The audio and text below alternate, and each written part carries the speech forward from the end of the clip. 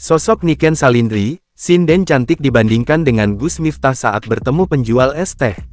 Sosok Niken Salindri, sinden cantik yang belakangan dibandingkan dengan Gus Miftah imbas viral video penjual es teh. Diketahui Gus Miftah disorot lantaran aksinya menghina Suharji, penjual minuman es teh di sebuah acara keagamaan di Magelang.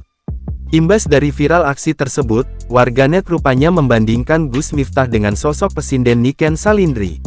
Lantas, siapakah sosoknya? Niken Salindri adalah penyanyi dan sinden muda asal Kediri. Punya paras cantik dan suara merdu, Niken Salindri sudah memperoleh popularitas di usia muda. Sinden muda ini memang memiliki suara yang khas dan penampilannya yang menawan dengan menggunakan kebaya. Niken diketahui telah tampil di panggung sejak masih kecil, yakni saat ia berumur 4 tahun.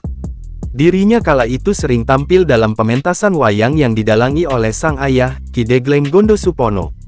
Niken Salindri merupakan putri seorang dalang yang terkenal di Kediri bernama Ki Degleng Gondosupono dan ibunya bernama Wiwin Arumita seorang penata rias atau make-up artis muak. Niken Salindri mulai belajar menyanyi sejak umur 2 tahun. Melansir tribunmedan.com, gadis berusia 16 tahun memborong dagangan penjual es teh saat ia sedang manggung.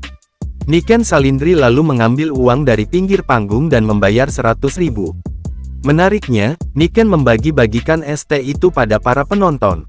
Dalam sekejap, minuman yang ditaruh di atas baki itu pun sudah ludes oleh penonton Niken. Setelah itu, Niken pun terlihat memberikan uang ke penonton agar diberikan pada sang penjual es teh tersebut.